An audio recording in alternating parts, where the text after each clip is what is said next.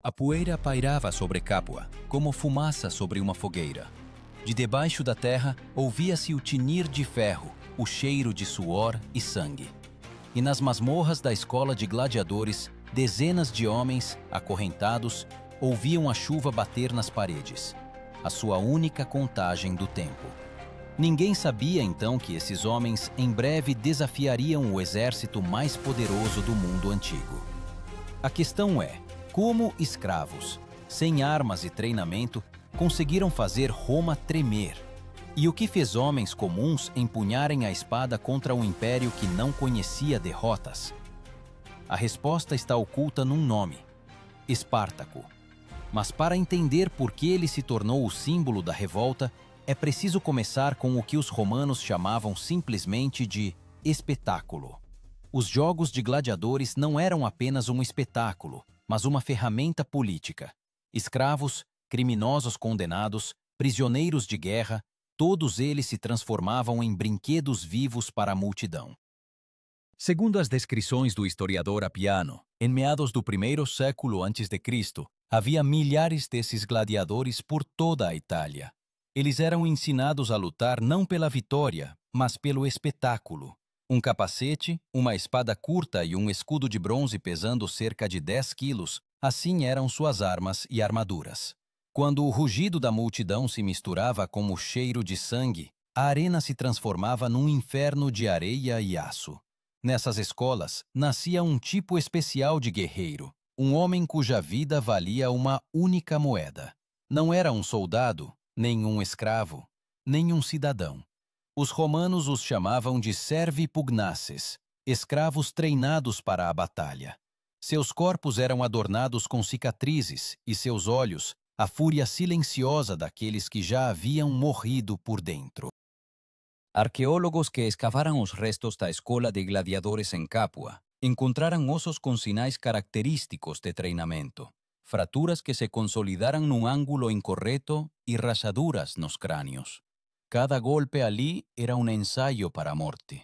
Mas nessas mesmas masmorras amadurecia uma conspiração que mudaria a história. Entre os escravos havia um trácio, alto, de ombros largos, com uma cicatriz na bochecha.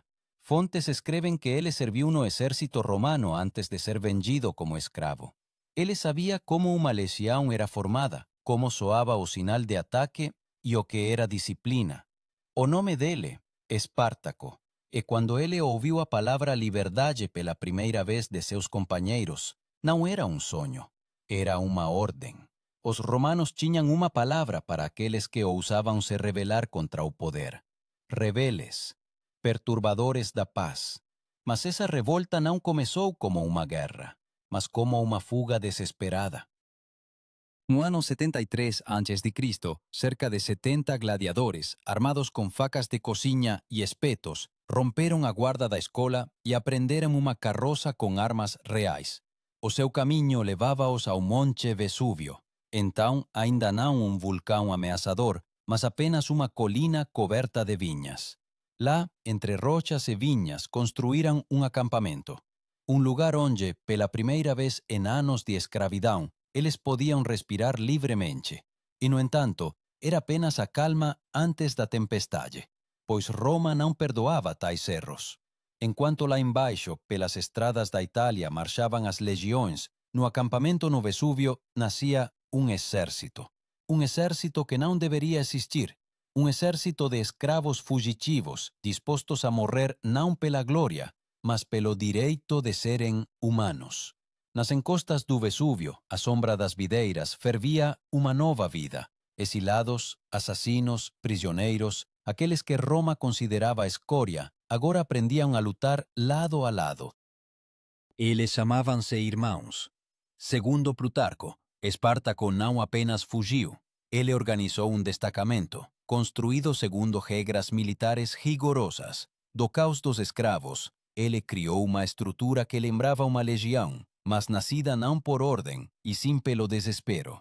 Os romanos, confiantes na sua invencibilidade, inicialmente nem sequer levaram isso a sério. Contra os escravos fugitivos, foi enviado um pequeno destacamento sob o comando do pretor Cláudio Glabro.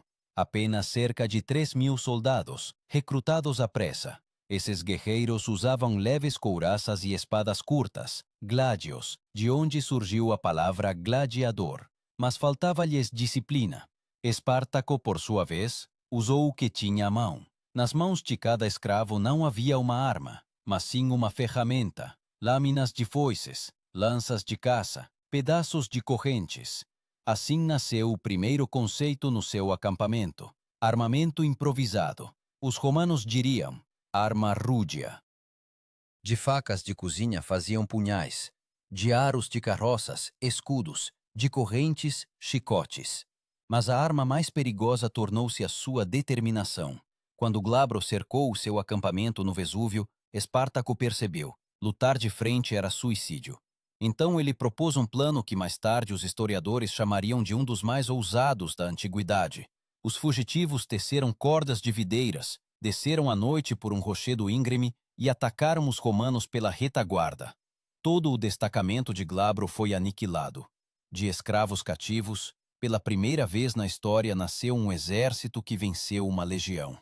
Roma estremeceu. Nas ruas, o nome de Espartaco era discutido como uma maldição.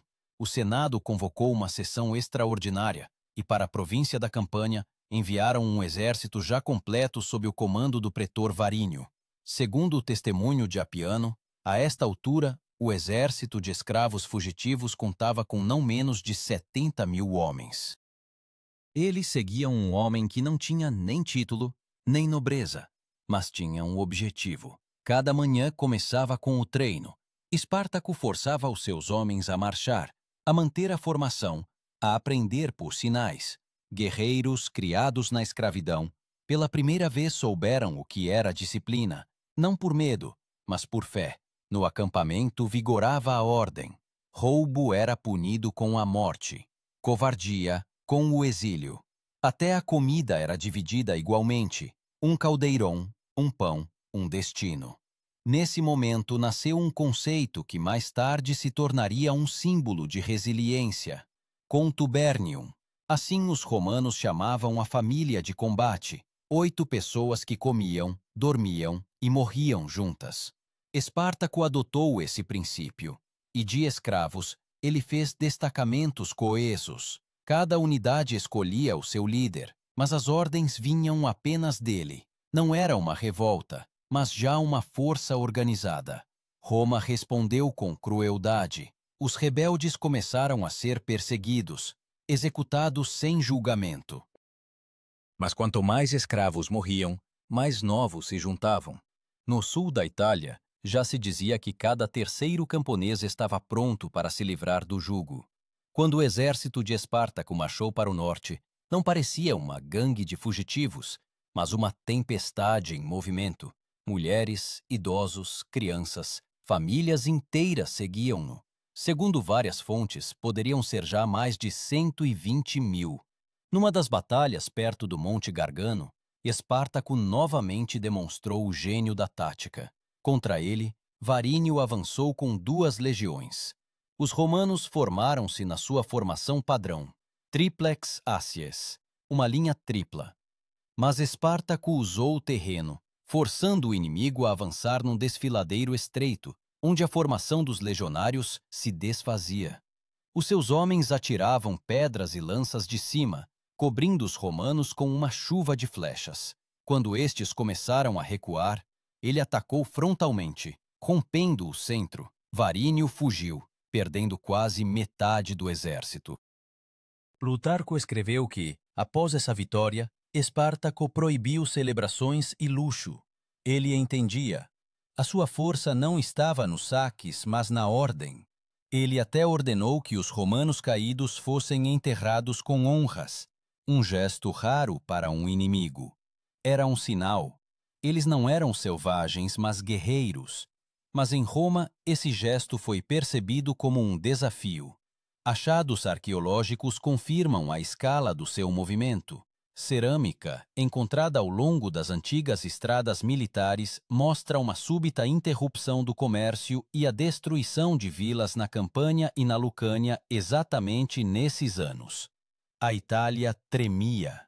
Nas estradas reinava o silêncio, interrompido apenas pelo distante zumbido de pés a marchar.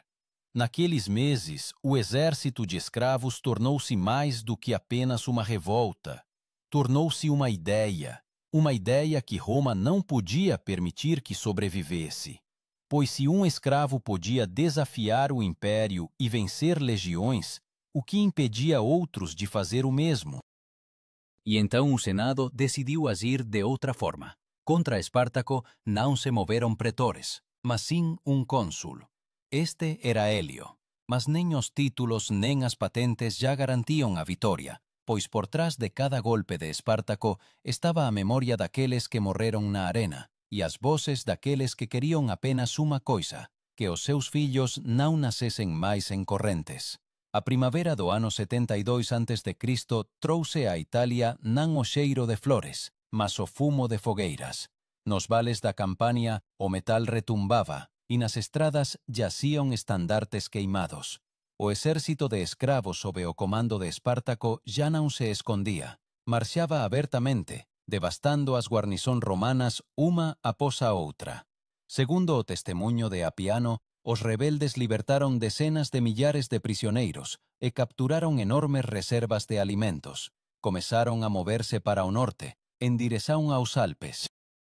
Nesta marcha, Espartaco falou pela primeira vez sobre regressar a casa, para além das montanhas, para a liberdade. Mas Roma estava determinada a detê-lo a qualquer custo. Contra Espartaco avançaram imediatamente dois cônsules, Hélio e Lentulо. Cada um comandava 2 legiões. Isso significava mais de 20.000 guerreiros treinados, divididos em manípulos, unidades de combate de 120 homens. A disciplina romana deveria novamente confrontar a fúria dos escravos. E, no entanto, quando o confronto ocorreu perto do Monte Gargano, as legiões foram esmagadas. Espartaco atacou subitamente, ao amanhecer, num nevoeiro denso. Ele próprio liderou a ala de ataque, armado com um gládio tirado de um centurião morto. Plutarco escreveu que ele lutou nas primeiras fileiras, e os seus guarda-costas juraram morrer antes de permitirem que os romanos tocassem o seu corpo. A derrota dos cônsules foi uma humilhação para o Senado, mas o mais terrível para Roma não foi isso. Após a vitória, Espartaco não sitiou cidades, não marchou sobre Roma. Ele virou o exército para o norte, em direção aos Alpes. Isso significava que o seu exército não era apenas uma horda, mas uma força com um plano. Ele queria tirar os escravos da Itália para que pudessem dispersar-se pelas suas terras natais, para a Trácia, Gália, Germânia. No entanto, o exército de escravos deixou de ser um corpo único. Disputas começaram dentro do acampamento. Parte dos guerreiros, principalmente gauleses e germanos sob o comando de Crixus, exigiam marchar sobre Roma para destruir o inimigo. Espartaco compreendia que isso era loucura. Ele não tinha máquinas de cerco, tropas de engenharia, suprimentos, mas não conseguiu conter a multidão. Crixus separou-se com 30.000 guerreiros e logo caiu numa emboscada das tropas consulares. Quase todos morreram.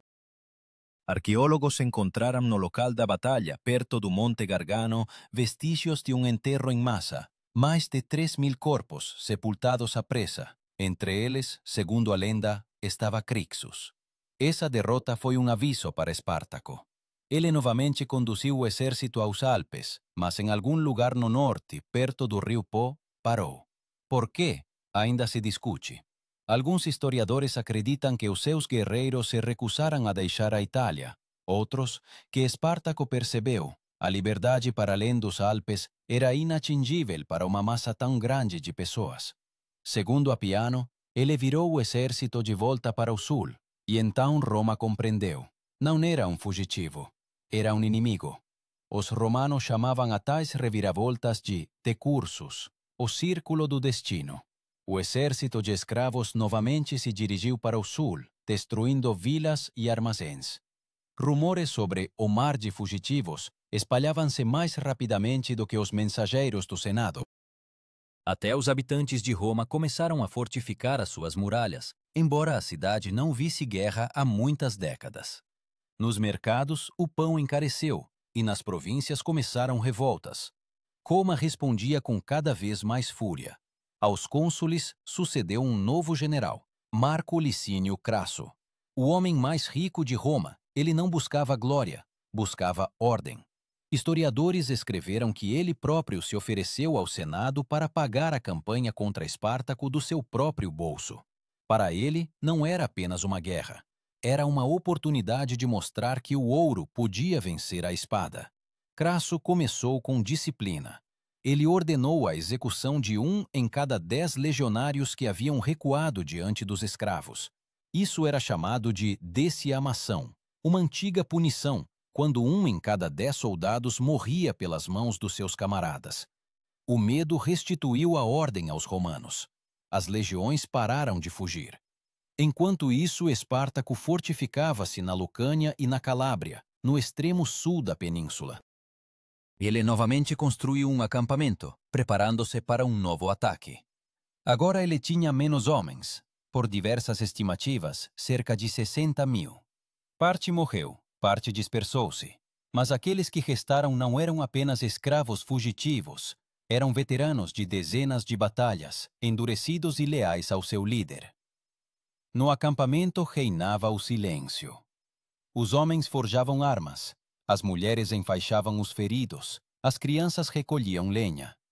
À noite, Espartaco percorria as fileiras e falava com cada um. A sua voz estava rouca de areia e vento, mas nela ressoava a força. Ele já não sonhava em regressar. Agora ele falava apenas de uma coisa: da honra de morrer livre. Roma também se preparava. Crasso reunia 8 legiões, cerca de 40.000 homens. Eles marchavam pela Via Ápia, construída como um osso reto, e carregavam nos escudos os símbolos das águias. 2 mundos aproximavam-se um do outro. Um, nascido da escravidão. O outro, do ferro da lei. E nas colinas do sul da Itália, em breve decidir-se-ia quem permaneceria na história: o Império ou o homem que o desafiou. O inverno do ano 71 a.C. trouxe frio à Itália, mas não paz.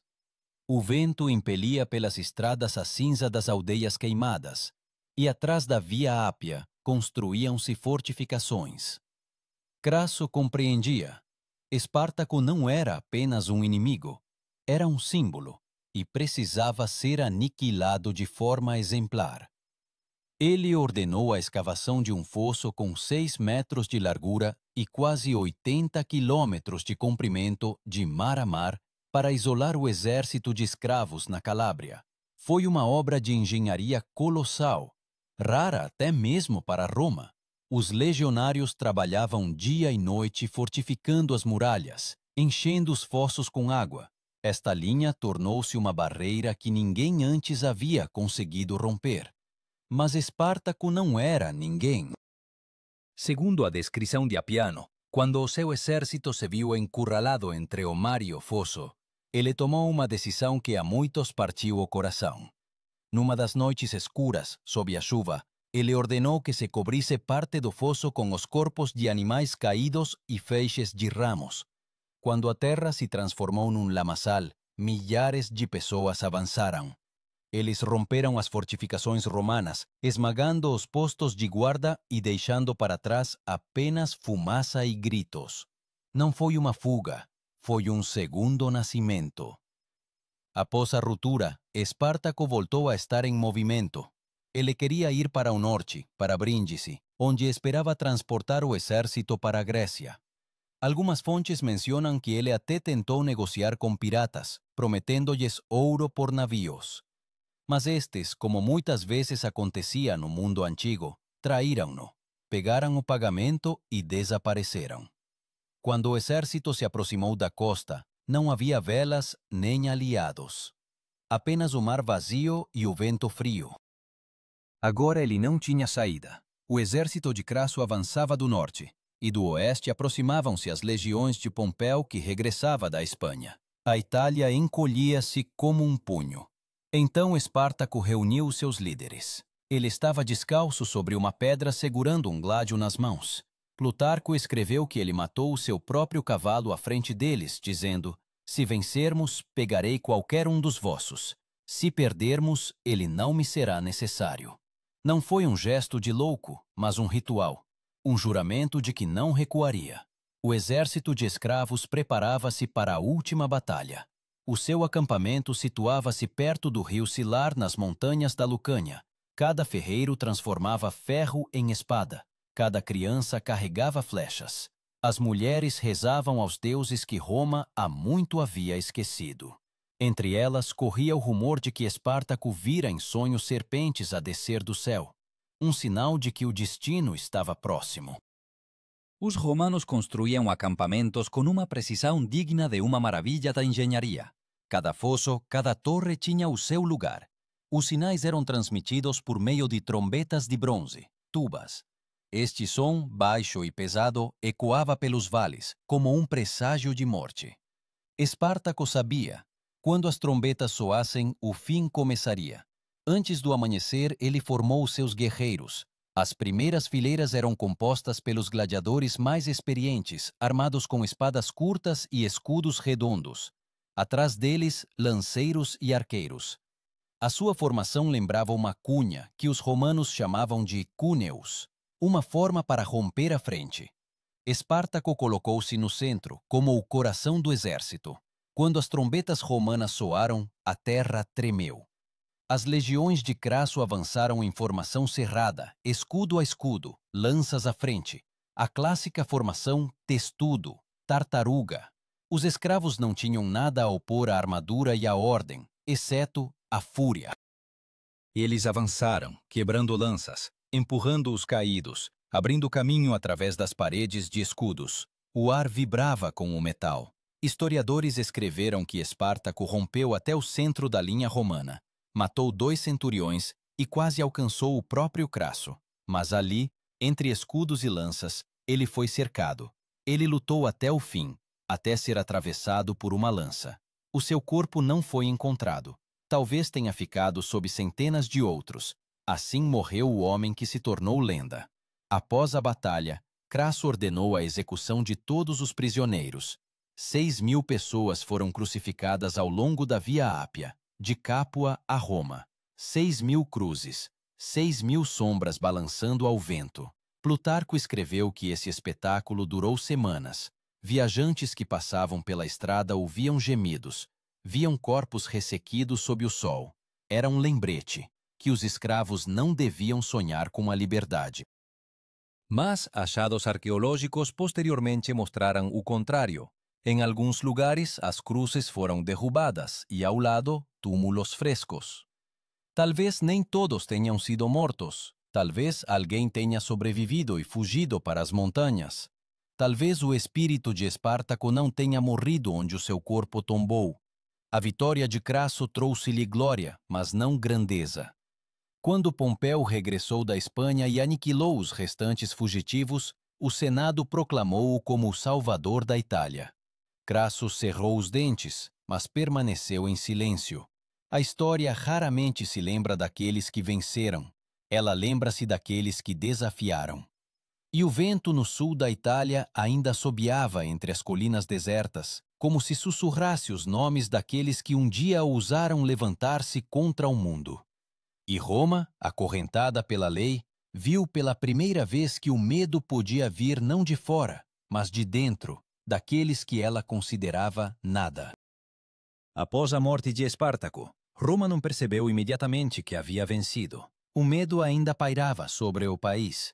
Ventos do sul traziam o cheiro de fumaça e carne em putrefação. As estradas estavam repletas de corpos crucificados, e até os guerreiros de Crasso olhavam para eles com repulsa.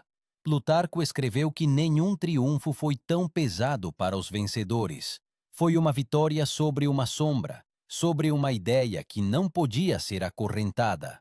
O exército de escravos desapareceu, mas o seu eco tornou-se parte da própria história de Roma. Crasso ordenou a limpeza das estradas, o restabelecimento da ordem e a devolução das propriedades aos senhores de escravos. Mas, na verdade, a Itália estava em ruínas. Centenas de vilas foram queimadas, milhares de escravos mortos ou dispersos. A economia da Campanha e da Lucânia colapsou. Dados arqueológicos confirmam que, após a revolta, muitas propriedades nessas regiões não foram reconstruídas por décadas. A camada de cinzas, encontrada nas estratificações culturais, data precisamente dos anos da revolta de Espartaco. O Senado romano apressou-se a anunciar a restauração da paz. Mas essa paz era frágil. Segundo Apiano, Crasso pediu permissão para celebrar um triunfo, a mais alta forma de glória militar. Foi-lhe recusado. A honra do vencedor coube a Pompeu, que chegou mais tarde e aniquilou os fugitivos. Crasso recebeu apenas um ovatio, um pequeno desfile, sem biga, sem coroa de louros. Essa humilhação foi a causa do seu ódio frio por Pompeu e impulsionou ambos a uma futura rivalidade que marcou o início do fim da República. Mas o legado mais importante da revolta não estava na política, e sim nas pessoas. Após Espartaco, os romanos reconsideraram o sistema de escravidão. Claro, não por humanismo, mas por medo. Em algumas províncias, os escravos começaram a receber mais liberdade, especialmente em assuntos militares e ofícios. Novas regras para a manutenção de gladiadores foram introduzidas. As escolas agora estavam sob controle e vigilância constantes. Historiadores escreveram que até a forma das espadas e armaduras dos gladiadores mudou, para torná-los menos adequados para o combate real. E, no entanto, não o medo, mas a memória impedia as pessoas de repetir a revolta. A imagem de Espartaco, não de um bárbaro nem de um assassino, mas de um homem que ousou levantar-se contra o mundo, permaneceu viva em canções e lendas. Os romanos não gostavam de recordar o seu nome, mas cada vez mais sussurravam: Servus contra Imperium, escravo contra o império. Entre os militares, Crasso tornou-se um exemplo de disciplina rígida. As suas deciamações entraram para os livros didáticos, um método de restabelecer a ordem através do medo. Os soldados sabiam: quem quebrasse a formação arriscava-se a morrer pelas mãos do seu camarada. Isso tornou-se um símbolo da frieza romana, uma lei que era mais importante do que o homem. Pompeu, por sua vez, usou a revolta para sua própria glória. Os seus soldados crucificaram mais algumas centenas de fugitivos, e em Roma ele proclamou-se Salvador. O povo o saudava, os senadores o cobriam de elogios. Crasso permaneceu em silêncio, mas no fundo compreendia. Ele venceu com a espada, mas perdeu em glória. Este conflito, que começou sobre os corpos de escravos, em breve levaria Roma a um novo derramamento de sangue, as guerras civis. Com o passar dos anos, a memória da revolta não desapareceu. Historiadores debatiam: Espartaco foi um libertador ou um criminoso? Plutarco escreveu sobre ele com respeito, sublinhando a sua inteligência e humanidade. Apiano, com apreensão, chamando-o de milagre assustador. Até Cícero uma vez mencionou Espartaco como um exemplo do que acontece quando as classes mais baixas perdem o medo. Achados arqueológicos dos últimos séculos confirmaram a escala da tragédia. Perto de Capua e ao longo de toda a Via Ápia foram descobertos vestígios de postes de madeira, restos de cruzes. Em algumas secções onde a estrada cruzava antigos campos, encontraram anéis de ferro cravados na pedra, pontos de fixação de correntes. Essas marcas são as únicas testemunhas mudas daquela carnificina. Roma tornou-se mais cautelosa. A revolta de Espartaco foi uma lição para ela. A escravidão não é apenas um sistema econômico, é um barril de pólvora. Mais tarde, já na era do Império, revoltas iriam eclodir novamente, na Sicília, na África, na Britânia. Mas cada uma delas seria suprimida antes mesmo que o nome de um novo Espartaco pudesse ser pronunciado. E, no entanto, o tempo mostrou que é impossível suprimir para sempre a ideia de liberdade. Mesmo nas paredes de pedra de Roma, entre colunas e fóruns, onde os escravos ainda carregavam água e puxavam carroças, por vezes ouvia-se um sussurro: Espartaco vive. Não era um homem, era a memória de que mesmo aqueles que nacem em correntes podem erguer-se acima dos senhores. E embora Roma tenha sobrevivido à revolta, o seu coração rachou para sempre. O império aprendeu a temer os seus escravos, assim como mais tarde os seus soldados, porque pela primeira vez na história viu que a força não está na lei e nem no ouro, mas naqueles que estão dispostos a morrer pelo direito de ser humano. Décadas se passaram. O mundo pelo qual Espartaco morreu há muito se transformou em pó, mas o seu nome não desapareceu. Nos registros dos cronistas tornou-se um sinal de alerta, um lembrete de que qualquer poder se baseia não apenas em espadas, mas também no medo daqueles que vivem sob elas. Senadores sussurravam que o espírito de Espartaco ainda pairava na campanha, onde outrora vilas ardiam, onde a terra absorveu o sangue de milhares. Os descendentes daqueles que lutaram no seu exército dissolveram-se entre os plebeus. Alguns tornaram-se libertos, outros foram para as montanhas e viveram como salteadores. Mas a memória era transmitida em sussurros, como uma oração, sobre um homem que não se submeteu. Nas catacumbas, onde se reuniam os primeiros cristãos, encontram-se inscrições: Libertas sicut Spartacus. Liberdade como Espartaco. Para eles, ele não era um pagão nem um inimigo, mas o primeiro a acreditar que o homem está acima das correntes. O Império Romano expandia-se, crescia, apodrecia. As suas legiões iam cada vez mais longe, para além do Danúbio, para além do Reno, para os desertos da Síria. Mas quanto mais amplas se tornavam as fronteiras, mais pesado era o fardo do medo interno. Cada motim, cada descontentamento dos escravos lembrava os senadores daquele inverno em que um homem fez tremer toda Roma. Historiadores da antiguidade tardia tentaram apagar Espartaco da memória. Nas crônicas oficiais, ele transformava-se num bandido, num cã trácio, num gladiador amaldiçoado. Mas quanto mais insistentemente tentavam esquecê-lo, mais forte a lenda crescia. Já na era dos imperadores, os combates de gladiadores tornaram-se não apenas entretenimento, eram uma tentativa de domar o medo da nova liberdade. Cada assassinato na arena era um ritual, um lembrete de que o poder ainda era capaz de suprimir a revolta. Mas quando no século IV as arenas se esvaziaram e Roma começou a ruir sob o ataque dos bárbaros, as velhas palavras voltaram a ressoar. Servus contra imperium. As pessoas recordavam não as legiões, não os senadores, mas Espartaco, um símbolo não de derrota, mas de resiliência. Assim, o mito venceu o império. Espartaco morreu no campo de batalha, mas o seu nome sobreviveu a Roma, tornando-se aquilo que foi temido e admirado séculos depois. A prova viva de que a liberdade pode começar mesmo como o grito de um escravo.